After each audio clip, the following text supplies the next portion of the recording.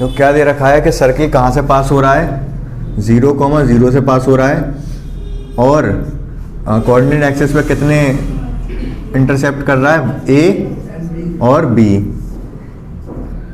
ठीक है, तो ये इस पॉइंट के कोऑर्डिनेट कितने हो जाएंगे, A,0, इस पॉइंट के कोऑर्डिनेट हो जाएंगे 0,B। ठीक है, हाँ बोलो। सही है, क्यों नहीं रहा?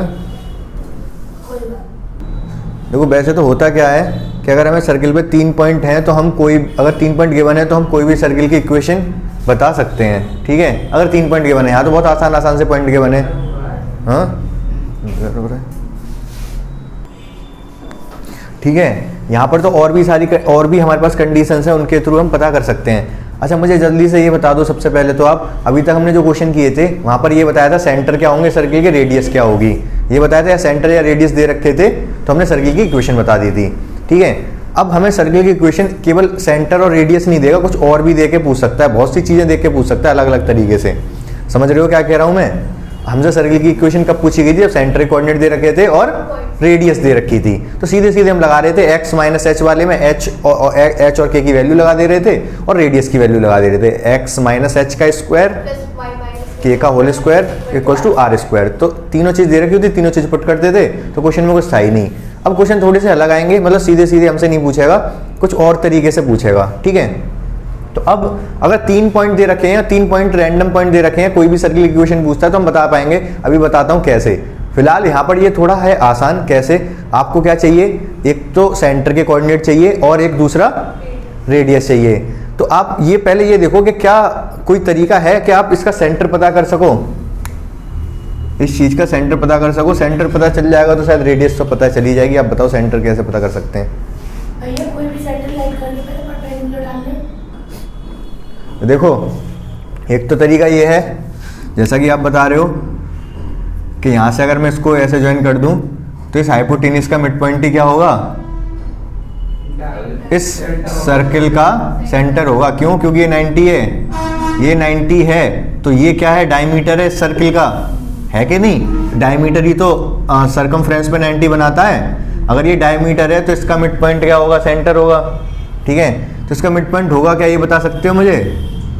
इसका मिड पॉइंट होगा, बोलो मिड पॉइंट, इसके कोऑर्डिनेट पता है, इसके कोऑर्डिनेट पता है, इसका मिड पॉइंट तो पता कर सकते हैं। a प्लस 0/2 मतलब a/2, b/0/2 मतलब b/2। सेंटर के कोऑर्डिनेट आ गए। ये बात समझ में आई आपको? यही सबसे आसान है। वैसे तो देखो होता क्या है कि अगर हमें सेंटर, जैसे अगर मान लो आपको ये वाली थ्योरम ना याद आए, ठीक है, तो एक दूसरी थ्योरम क्या होती है कि अगर आपको सेंटर पता कर, ये सर्किल है, इसका सेंटर पता करना है तो कैसे पता करते हैं? ये सर्किल है, अगर इसका सेंटर पता, सेंटर नहीं पता आपको इसका कहां पर है, तो सेंटर कैसे पता किया जाएगा इसका?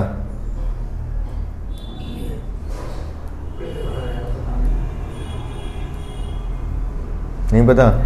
दो कॉर्ड ले लें अगर हम, इनका परपेंडिकुलर बाइसेक्टर लें, इसका, हाँ इसका, तो वो सेंटर पे मीट करते हैं। ये बात थ्योरम पता है आपको? दो कॉर्ड ले लें, उन दोनों के परपेंडिकुलर बाइसेक्टर ले लें तो वो सेंटर पे मीट करेंगे। क्यों?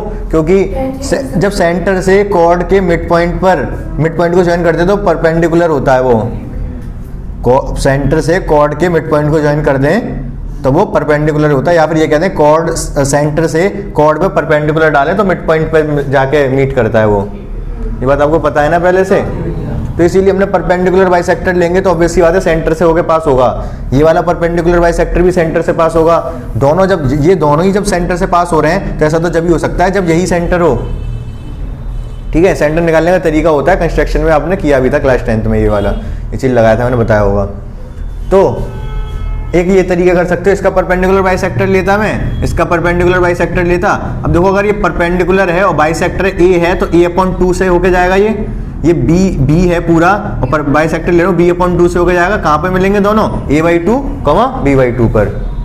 आई बात समझ या नहीं? दोबारा से एक्सप्लेन करूँ इस चीज को। फिलहाल यही सही है। अगर आपको ये वाली थ्योरम पता है कि अगर ये 90 है, इसको मैं ज्वाइन कर दूं तो ये डायमीटर ही होगा। क्यों? क्योंकि 90 डिग्री एंगल बना रहा है यहाँ पर सरकमफ्रेंस पे। तो ये हमें सेंटर के कोऑर्डिनेट तो पता चल गए। एक और चीज चाहिए ना हमको, क्या? हाँ रेडियस, रेडियस कैसे आएगी? इस पॉइंट आ गए उसकी लेंथ निकाल लो। ये 0,0 इस पॉइंट से ओरिजिन से भी होके पास हो रहा है ना, तो ये वाली डिस्टेंस फॉर्मूला से निकाल सकते हैं ना हम। ये रेडियस कितनी होगी? ये रेडियस सबसे पहले तो पूरा लिखना पड़ेगा, मैं लिख नहीं रहा सब, आप बता दोगे।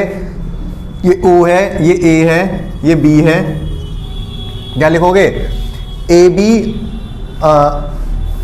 AB subtend a right angle at the circumference. ये कर रहा है, राइट एंगल बना रहा है सर्कमफ्रेंस पर। Therefore AB we can say AB is diameter of the circle. समझ रहे हो? क्या बताओगे? AB जो भुजा है वो सर्कमफ्रेंस मतलब परिधि पर 90 अंश का कोण बनाती है, इसलिए हम इसको इसका वृत्त का व्यास बोल सकते हैं। ठीक है, तो इसका मिड पॉइंट क्या होगा? सेंटर ऑफ द सर्किल होगा। इसका AB का mid point centre of the circle होगा, तो इसका मिड पॉइंट कितना है? A/2 सेंटर ऑफ सर्किल में गए। अगर हम O से, अच्छा इसको O ले लिया हमने, तो इसको क्या ले लूं? O dash. तो O डैश कितना हो जाएगा? तो भैया डिस्टेंस फार्मूला से आ जाएगा। सेंटर हो गया इसका A/2, B/2 और रेडियस हो जाएगी A/2 माइनस 0 का स्क्वायर मतलब A/2 का स्क्वायर, B/2 माइनस 0 का स्क्वायर। डिस्टेंस फार्मूला भी लगाया था मैंने, उसमें लगाया है, लेकिन इसमें लगाया तो उसमें लगा तो उसमें लगा तो डायमीटर का आपका ये रेडियस आ गई। फॉर्मूला इक्वेशन क्या बन जाएगी? x माइनस A/2 का square, equation of circle y minus B/2 का स्क्वायर और इसका होल स्क्वायर, A/2 का स्क्वायर प्लस B/2 का स्क्वायर। ठीक है, बात समझ आई आपको?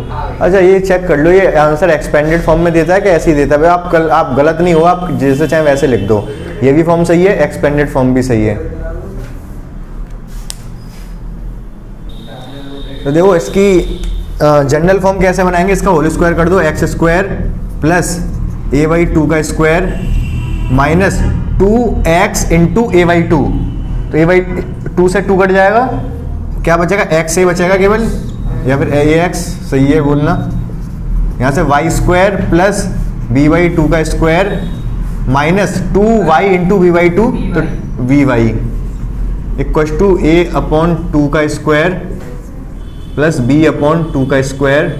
इससे ये कटेगा, इससे ये कटेगा। इक्वेशन क्या है? X square plus Y square minus ax minus by equal to 0। ये आपको समझ आ गया होगा। ठीक है, नेक्स्ट क्वेश्चन भी पूछना है तो पूछो इससे। तो देखो मैं इसका फिगर बना दे रहा हूँ, आपको समझ ज़्यादा आ जाएगा। सबसे पहले तो क्या दे रखा है? ये लाइन सेंटर से पास हो रही है, ये सेंटर हो गया। एक लाइन जा रही है सेंटर से जिसकी इक्वेशन है 4x plus Y equal to 16। दूसरा ये दोनों कोऑर्डिनेट कहाँ पर हैं? सर्किल पर है, 4,1 और 6,5। ये बात समझ आ गई आपको? ठीक है, तो यहाँ पर बात वही है, हमको क्या चीज़ चाहिए होती है? हमको चाहिए दो तरीके होते हैं इन सबको। देखो पिछले क्वेश्चन के भी दो तरीका था, मैंने जो बताया था। अभी एक और एक्सप्लेन कर दूंगा, अगर क्वेश्चन उस तरीके का होगा तो एक सेकंड में चेक करा दो पहले।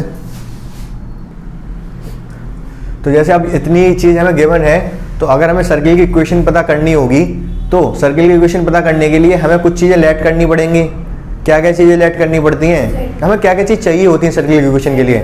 सेंटर के कोऑर्डिनेट और रेडियस। ठीक है, तो हम लेट कर ले रहे हैं क्या? सबसे पहले हमें सेंटर कोऑर्डिनेट h, के तो लेट करनी पड़ेंगे। नहीं, माइनस g, माइनस है, वो दूसरी जनरल इक्वेशन थी, वो भी बताऊंगा मैं। वो उसकी भी जरूरत पड़ती है, उसको उस इक्वेशन की भी जरूरत पड़ती है कुछ क्वेश्चन को सॉल्व करने के लिए। फिलहाल यहाँ पर जितने भी एनसीईआरटी में क्वेश्चन है उनको सॉल्व करने के लिए उस इक्वेशन की बहुत ज़्यादा जरूरत नहीं है, तो इसलिए वो एनसीईआरटी में दे भी नहीं रखी।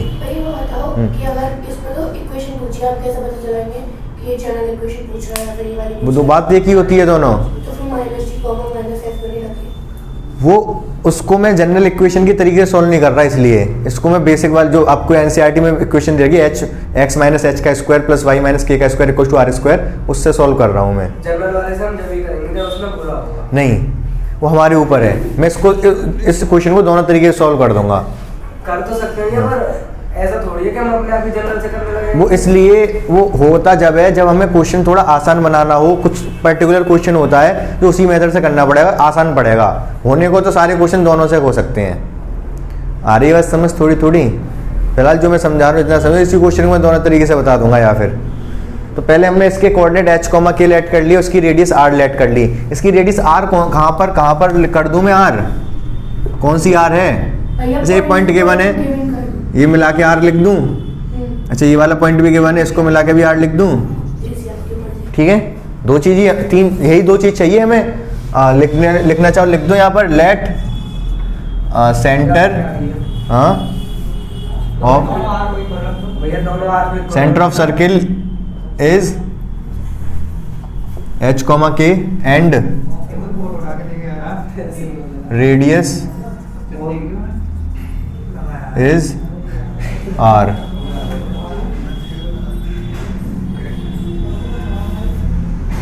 ठीक है, ये तो ऊपर हटा दे रहा हूँ, ये चीज़ गिवन थी हमें क्वेश्चन में, कोऑर्डिनेट और इक्वेशन। तो अब ध्यान से समझो, सबसे पहले तो हमें अब क्या जो चीज़ गिवन है उसकी हेल्प से हमें कुछ करना है। सबसे पहले तो हमें h, k दे रखा है, h, k सेटिस्फाई करेगा कि नहीं इस इक्वेशन को? तो मैं लिख सकता हूँ अकॉर्डिंग टू क्वेश्चन ये सेंटर सेटिस्फाई करेगा तो 4h plus k equal to 16। ठीक है, ये हमको पहली इक्वेशन हो गई क्योंकि सेटिस्फाई कर रहा है। और दूसरा क्या है, दोनों रेडियस बराबर होंगी, चाहे मैं इससे निकालूं चाहे इससे निकालूं। ठीक है, तो रेडियस क्या होगी? Square root of h minus 4 का स्क्वायर प्लस k माइनस 1 का स्क्वायर इक्वल टू, यहाँ से रेडियस कितनी आएगी? h minus plus k minus 5 का स्क्वायर। स्क्वायर रूट से स्क्वायर रूट हटाया जा सकता है कि दोनों तरफ है तो, बाकी इसको सॉल्व कर लेंगे। सॉल्व करेंगे तो क्या आएगा? h का स्क्वायर।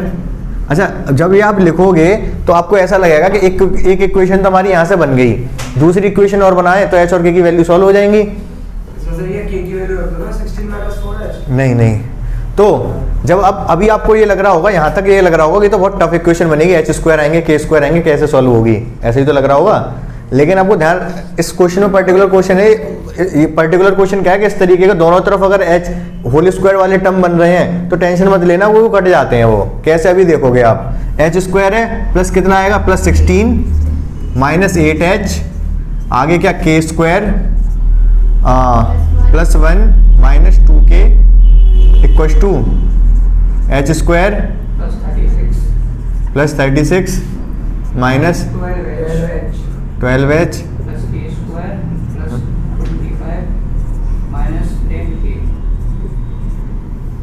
h स्क्वायर से h स्क्वायर कटेगा, k स्क्वायर से k स्क्वायर कटेगा, और h देख लो कितने हैं यहाँ पर, यहाँ 8h है, यहाँ से 12 इधर आगे प्लस के हो जाएंगे, 4h हो जाएगा, वो 12 प्लस के हो जाएंगे ना। k कितने इधर माइनस 2k है, इधर माइनस 10k है, इधर आगे प्लस के हो जाएंगे, 8k रह जाएगा प्लस का, और 16 है प्लस का 1 है, 17 हो गया। 17 क्या 17 में से इसमें 8 बचेगा, 44 आ जाएगा। देख लो आप, सही है ना? चेक कर लेना एक बार। इन दोनों इक्वेशंस को सॉल्व करके h और k की वैल्यू आ जाएंगे। अच्छा पहले 4 से, ठीक है, इसको लिख लो अब। ये क्यों ले रहे हो? क्या? फालतू फिर दोबारा इंटू करना पड़ेगा, h कट जाएगा ना। ये मनीष करवा रहा है। इसमें तो नंबर यही नहीं है। सब्ट्रैक्ट करेंगे तो माइनस माइनस माइनस, इससे ये कटेगा 7k, और ये कितना आएगा? 44 में 16 जाएगा तो 38 28, k की वैल्यू 4, k 4 आ गया, k की वैल्यू 4 यहाँ रखूंगा, ये उधर जाके 12 आएगा, h की वैल्यू 3। ठीक है, सेंटर के कोऑर्डिनेट आ गए, रेडियस और चाहिए आपको। रेडियस किसी भी एक में लगा दो, इसमें चाहे इसमें, तो ये दोनों रेडियस के बराबर ही थे। ये दोनों चीज लगा ही दूं? चलो, तो रेडियस कितनी आएगी? 4, ये कितना 4 है, h की वैल्यू कितनी है? 3 माइनस 4 का स्क्वायर मतलब 1 का स्क्वायर 1, और k की वैल्यू है 4 माइनस 1 का स्क्वायर 4 माइनस 3 का स्क्वायर 9, तो √10 आ जाएगा।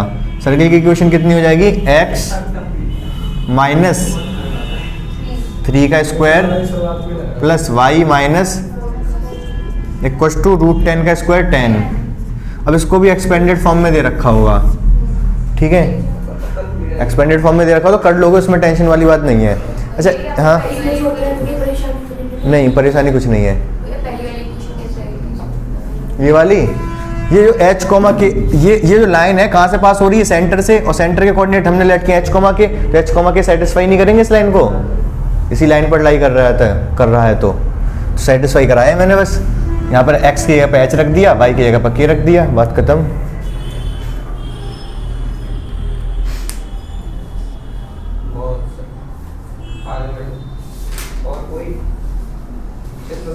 अच्छा एक काम और करते हैं, मैं इसको जनरल इक्वेशन से अभी सॉल्व कर देता हूँ, ठीक है, आपके दिमाग में वो भी रहना जरूरी है। वो कभी समझ आएगी।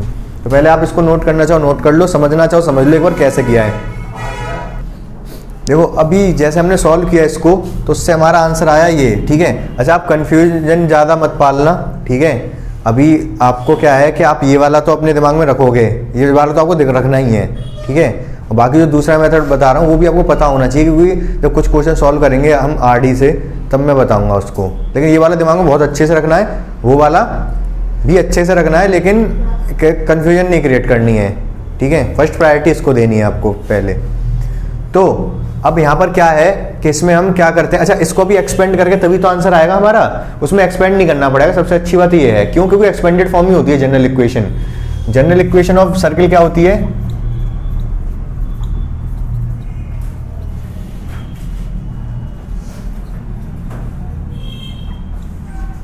क्या बताई थी, X square plus Y square plus 2gx plus 2fy plus equal to, expanded form ही तो है ये, ठीक है। यहाँ पर सेंटर के कोऑर्डिनेट क्या है, इसमें सेंटर के कोऑर्डिनेट क्या है, माइनस जी कॉमा माइनस एफ, और रेडियस कितनी है, माइनस सी, ये क्या है, रेडियस है। चलो ठीक है, यहाँ से अब देखो हम क्या करेंगे। सबसे पहले हमें क्या दिख रहा है, माइनस जी कॉमा माइनस एफ सेटिस्फाई करेंगे इस वाली इक्वेशन को, करेंगे कि नहीं करेंगे। तो यहाँ से हम क्या लिख सकते हैं, माइनस 4g माइनस कितना, माइनस एफ इक्वल टू 16। चाहो तो आप ऐसे लिख दो 4g plus f equal to minus 16, equation number 1, ठीक है। अब और क्या कर सकते हैं आप बताओ, आपको क्या लग रहा है आगे क्या करना होगा। एक इक्वेशन बन चुकी है हमारी, किसमें, जी और एफ में। एक क्या करेंगे हम, ये दोनों कोऑर्डिनेट क्योंकि सर्किल पे लाई कर रहे हैं तो ये सेटिस्फाई करेंगे इस इक्वेशन को, करेंगे कि नहीं करेंगे। तो 4,1 में यहाँ रख सकता हूँ, कितना आएगा, 4,1 will satisfy equation of circle. तो क्या आएगा ये, 4 का स्क्वायर 1 का square 2g into 4 plus 2f into 1 plus c equal to 0, ठीक है। क्या इक्वेशन, ये कितना बना 17, और ये कितना 8g और 2f plus c equal to 0। तो कितना है 8g plus 2f plus c equal to minus 17, equation 2। अब ये वाला भी सेटिस्फाई करेगा 6,5।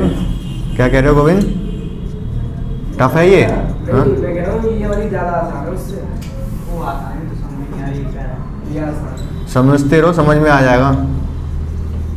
तो क्या आएगा, 6,5 सेटिस्फाई करेंगे तो कितना 36 प्लस 25 प्लस, डायरेक्ट लिख दे रहा हूँ यहाँ पर, इसकी वैल्यू 6 रखूँगा तो कितना 12g, इसकी वैल्यू कितनी रखूँगा 5, तो 10f plus c equal to 0। कितना आ गया, 36 और 25 कितना होता है, बोलो 61 इक्वेशन 3, ठीक है। अब करना क्या है हमको, इक्वेशन 2 और 3 दिखाई दे रही है, इसमें c एलिमिनेट कर सकते हैं बहुत इजीली हम। इससे इसको माइनस कर दूं सब्ट्रैक्ट इक्वेशन 2 फ्रॉम 3। 2 को 3 से माइनस करूंगा, 12 में से 8 जाएगा तो कितना 4g, 10 में से 2 जाएगा 8f, c से c पूरा कट जाएगा, और 61 में से ये जाएगा तो कितना आएगा बोलो, 61 में से 17 माइनस होगा तो कितना आएगा 78, 78 माइनस माइनस प्लस हो जाएगा ना, ये सब्ट्रैक्ट कर रहा हूँ। 12 से ये गया 4, 8 10 से ये c से c कट गया, 4 से डिवाइड कर दूं इसको, 4 से डिवाइड होगा नहीं, 2 से हो जाएगा, 2g प्लस 4f। यहाँ पे दूसरी वाली इक्वेशन कितनी थी, 4g में ही थी ना, छोड़ो। ठीक है, अब देखो यहाँ पर इतना जरूर करना पड़ा है हमको, कुछ बहुत ज़्यादा हमने दिमाग नहीं लगाया है। ठीक है, बस क्या किया है कि ये सेंटर के कोऑर्डिनेट कितने थे इसमें, -g, -f, सबसे केवल सेटिस्फाई कराया है, -g, -f। इस सेंटर के कोऑर्डिनेट को इससे सेटिस्फाई करा दिया, एक इक्वेशन मिल गई, और इन दोनों कोऑर्डिनेट को हमने सर्किल की इक्वेशन सेटिस्फाई करा दिया, ये दोनों सी में मिली, सी हमने एलिमिनेट कर दिया, एक इक्वेशन मिल गई। सी कुछ नहीं है, एक ऐसी वेरिएबल है, कांस्टेंट है, वैसे इक्वेशन में आता है ना। जैसे इक्वेशन क्या होती है लाइन की, ax plus by plus c equal to 0, constant नहीं आता इसमें एक c, इसी तरीके से ये वाला c है। सर्किल की इक्वेशन में होता क्या क्या है, एक तो एक्स स्क्वायर वाला टर्म, वाई स्क्वायर वाला टर्म, एक्स का टर्म, वाई का टर्म, कांस्टेंट टर्म, तो वो कांस्टेंट टर्म है सी। ठीक है, अब यहाँ से आप इन दोनों को सॉल्व करोगे, सॉल्व कर ही दूं मैं, देखो बस ये है कि अब सब्ट्रैक्ट कर दूं इससे, थोड़ी सी अलग है। सब्ट्रैक्ट इक्वेशन 4 कर लो इसको, सब्ट्रैक्ट इक्वेशन 1 फ्रॉम 4 से इसको 4g से 4g पूरा चला जाएगा, 8f से ये जाएगा 7f। ठीक है, और 78 से ये माइनस होगा तो कितना आएगा 84 और 94, सही बोल रहा हूँ, बोलो 84 और 94 7 से डिवाइड हो जाता है क्या, हो जाएगा पक्का, नहीं होगा, 91 होता है, नहीं होगा, 91 तो कुछ गड़बड़ कर दी हमने, पूरा डिवाइड तो होना चाहिए था। -78 आएगा, कितना -78 आएगा, कैसे, -16 और ये रुको। 60 में होगा ना माइनस का। तो यहाँ पर देखो ये -61 आएगा, ये हमने गलती से लिख लिया था। अब -61 आएगा तो इससे ये होगा -61 से 17 माइनस कर दो, कितना आएगा ये पहले ही कर रहा था, 44 आया, 44 आपने बोल दिया 44 पक्का, 44 आ जाएगा ये। अब इससे जब इसको माइनस करूंगा तो ये 7 आएगा, 44 से माइनस होगा 16 तो कितना आएगा 28, तो ये माइनस का 28 आ जाएगा, -28। एफ की वैल्यू कितनी आ जाएगी -4, एफ की वैल्यू -4 आ गई, कहीं पर भी रख दो, यहाँ रख दो, ये उधर जाके कितनी हो जाएगी -12। जी की वैल्यू कितनी आ जाएगी -3 + 3 -3, जी की वैल्यू -3 आ गई। एफ और जी की वैल्यू उठा के किसी भी इक्वेशन में रख दो, यहाँ रख दो इसमें, तो कितनी वैल्यू आएगी इसकी, एफ जी की वैल्यू -3, ये कितना होगा -28 24, 3 के 3 रख दिया, यहाँ पर 4 रखूँगा तो -8, ये प्लस c इक्वल टू 17। 32 आएगी, नहीं 32 में से 17 माइनस होगा, बोलो -32, उधर जाके प्लस हो जाएगा, 15 नहीं प्लस 2 जाएगा ना, 32 और 17 49 होगा ना। ये वो मैंने माइनस कर दिया। तो बस अब ये तीनों वैल्यू उठा के बस हमें इसमें रखनी है, हमारी सर्किल की इक्वेशन आ जाएगी और एक्सपेंडेड फॉर्म आएगी। बात थोड़ी थोड़ी समझ आई आपको, लग रहा ये वैसे ज़्यादा लेंदी हो गया नहीं, बहुत ज़्यादा तो नहीं हुआ, लेकिन कुछ क्वेश्चन है जो इससे सॉल्व करने में आसानी रहेगी। ठीक है, वो बताऊंगा मैं कौन से वाले, फिलहाल ये आपको समझ आ गया होगा। ठीक है, आउटसाइड 15 में देखो क्या होता है,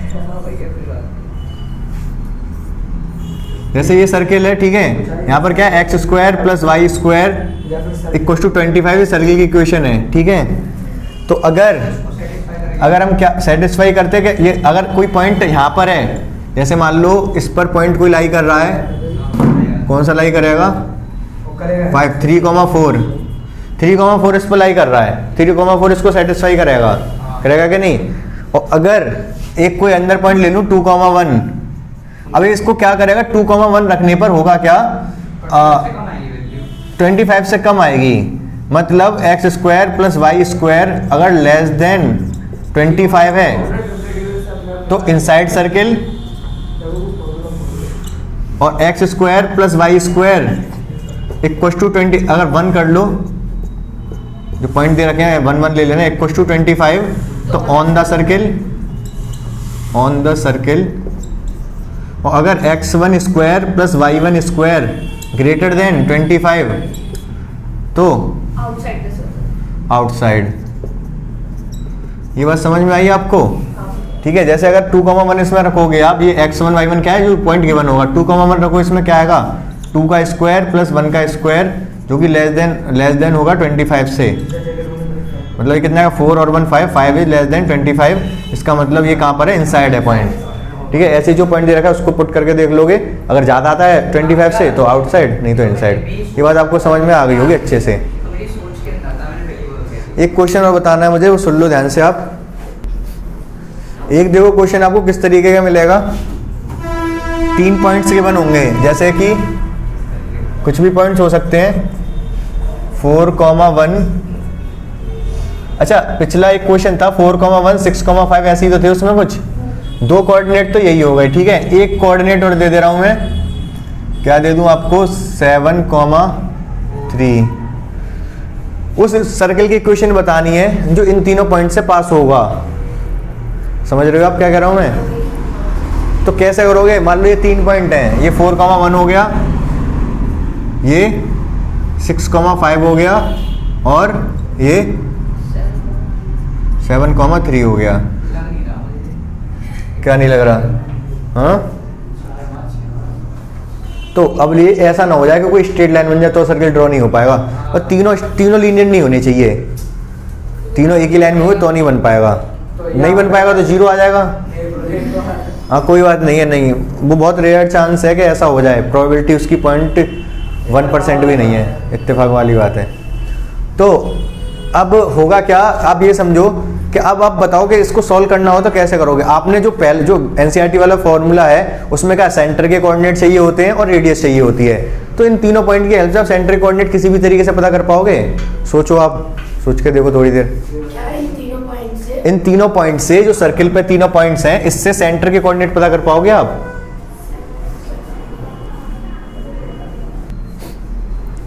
देखो, अगर आपको उसी वाले मेथड से करना है तो आप क्या करोगे? आपको सेंट्रिक कोऑर्डिनेट चाहिए। सेंट्रिक कोऑर्डिनेट कैसे आएंगे? कॉर्ड वाला कंसेप्ट लगा सकते हो आप। एक ही मैंने ये वाली कॉर्ड ज्वाइन कर ली, एक ये वाली कॉर्ड ज्वाइन कर ली, इसका परपेंडिकुलर बाइसेक्टर और इसका परपेंडिकुलर बाइसेक्टर सेंटर पे मीट करेंगे। लेकिन ये अब मुझे क्या करना है, इन दोनों लाइन की इक्वेशन चाहिए, उनको दोनों को सॉल्व करूंगा तो उसके इंटरसेक्टिंग पॉइंट सेंटर के कोऑर्डिनेट होंगे। समझ पा रहे हो आप? इस इक्वेशन की लाइन, इस लाइन की इक्वेशन क्या होगी बता सकते हो? उसकी जो होगी उसके कोऑर्डिनेट को एक्सचेंज करे हो जाएगा। हाँ, इसकी इक्वेशन बनाओगे आप और फिर एक्सचेंज कर देंगे। एक्सचेंज तो कर दोगे, इसकी इक्वेशन आ जाएगी in the form of lambda, और उसको लैम्डा को सॉल्व करने के लिए आपको इसके मिड पॉइंट, ये मिड पॉइंट्स होगी तो जा रही है, इसके मिड पॉइंट कोऑर्डिनेट तो निकाल ही लोगे ना आप, मिड पॉइंट कोऑर्डिनेट, और इसके भी मिड पॉइंट कोऑर्डिनेट। तो ये वाली लाइन इस पॉइंट से पास होगी और इसका स्लोप क्या? अच्छा, सब कुछ मत करो आप, एक काम कर लो, मतलब इसकी इक्वेशन मत बनाना, पॉइंट, ये पॉइंट तो पता चली जाएगा आपको, ध्यान से समझो ये वाला पॉइंट। अच्छा, पता क्या चल जाएगा, लिख ही दे रहा हूँ, ये 6 है, 7 है, यहाँ 8 कर लो, आसानी रहेगी ये। तो कितना, 6 और 8 14, 14 मतलब ये 7, और ये 5 और 8 डिवाइड बाई 2 4, इसके कोऑर्डिनेट कितने होंगे? 5 6 डिवाइड बाई 2 3। तो ये वाली जो लाइन है इस पॉइंट से पास हो रही है, ये वाली जो लाइन है इस पॉइंट से पास हो रही है। नहीं, लैम्डा वैम्डा मत निकालो, सीधे इक्वेशन ही निकालो इसकी। इस एक पॉइंट तो पता चली है जिससे ये पास हो रही है, इसका स्लोप और मिल जाए। इसका स्लोप कितना होगा? मान लो इसका स्लोप m2 है, तो m1, और इस वाली लाइन का स्लोप m1 है, तो m1 into m2 equal to -1, क्योंकि परपेंडिकुलर है। m1 हमको पता है कितना हो जाएगा, 5 - 4, 5 - 1 4, और 6 - 4 2, इंटू M2 इक्वल टू -1, ये 2 बार जाएगा, M2 कितना हो जाएगा -1/2। तो -1/2 किसकी इसका स्लोप आ गया, पॉइंट तो पता ही है, इसकी इक्वेशन आ जाएगी। इसी तरीके से इसकी इक्वेशन आ जाएगी। इंटरसेक्टिंग पॉइंट निकालोगे तो सेंटर के कोऑर्डिनेट आ जाएंगे h, k। सेंटर के कोऑर्डिनेट आ गए तो रेडियस किसी से भी निकाल लो। किससे निकालोगे? इन दोनों पॉइंट या इन दोनों पॉइंट या इन दोनों पॉइंट के बीच की डिस्टेंस इसकी रेडियस होगी। समझ पाए आप? ये एक तो ये मेथड है आपके पास। दूसरा मेथड क्या है आपके पास? दूसरा आप एक काम ये कर सकते हो, सीधा सीधा कुछ नहीं करना होगा, इतना कंसेप्ट नहीं यूज करना पड़ेगा। वहां पर हम क्या कर सकते हैं, जनरल इक्वेशन क्या बताई थी मैंने, x² y² 2gx 2fy plus c equal to 0, ये जनरल इक्वेशन बताई मैंने। अब क्योंकि ये इक्वेशन सर्किल की इक्वेशन है, तो ये तीनों पॉइंट इस सर्किल को सेटिस्फाई करेंगे, सर्किल की इक्वेशन को करेंगे कि नहीं करेंगे? इन तीनों पॉइंट को सेटिस्फाई कराओ, सीधे सीधे आंसर आएगा। फिर बताऊं कैसे? देखो, अगर 4,1 रखोगे तो क्या आएगा, 14 + 1 16 + 1, यहाँ पर रखोगे तो 8g प्लस तो कितना 1 है ना, 2f plus c equal to 0। एक इक्वेशन बनेगी 8g plus 2f plus c equal to -17, equation number 1। इसको जब रखोगे इसमें तो कितना आएगा, 36 प्लस 25, 6 रखोगे तो 12g, 5 रखोगे तो 10f plus c equal to 0। तो कितना आएगा, 12g plus 10f plus c equal to -61, equation 2।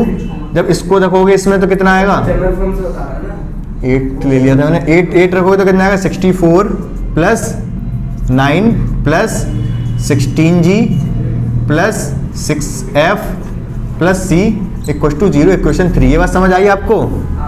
Equation इसको नहीं, 16g plus 6f equal to plus c equal to कितना आएगा, ये 73, इक्वेशन 3। बात समझ आई यहाँ तक आपको? अब आपको किस चीज़ की वैल्यू चाहिए, g, f और c की वैल्यू। ठीक है, इन दोनों से मैं c को एलिमिनेट कर दूं। ठीक है, c को एलिमिनेट करने के लिए मुझे क्या करना पड़ेगा, अच्छा c को इक्वल नहीं है, ऐसा नहीं है ना, वैसे टफ पड़ जाएगा। यहाँ पर 12 है और ये 8 है, तो एक काम करता हूँ मैं, इसमें मल्टीप्लाई और करना पड़ जाएगा थोड़ा सा, मतलब पहले कोफिशिएंट बराबर बनाने पड़ेंगे।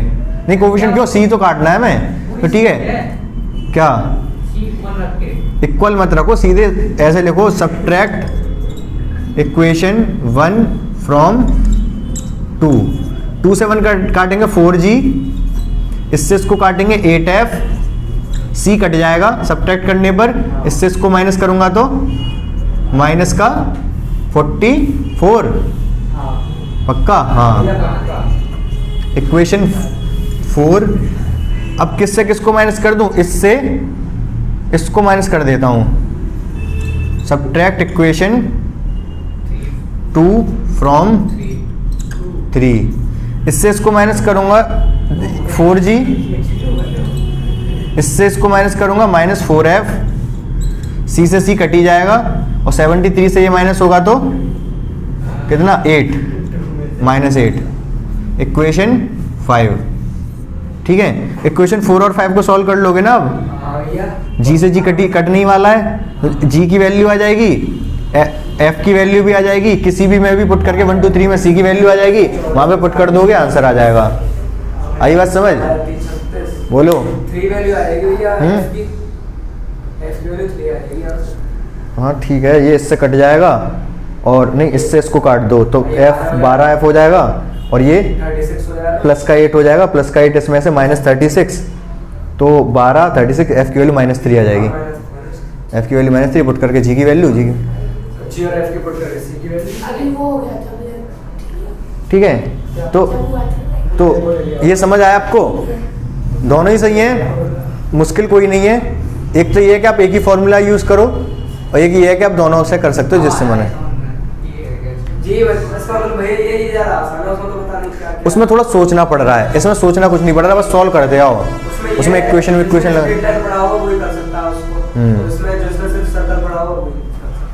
समझ आ गया अच्छे से? तो ये आरडी में क्वेश्चन दे रखा है, इसको भी कर पाओगे आप, और देख लेना कुछ एक्स्ट्रा क्वेश्चन होंगे। एक काम करते हैं, सर्किल कर ही लेंगे, कल आरडी से कंप्लीट कर देंगे। ठीक है, आरडी ले आओगे आप सभी लोग।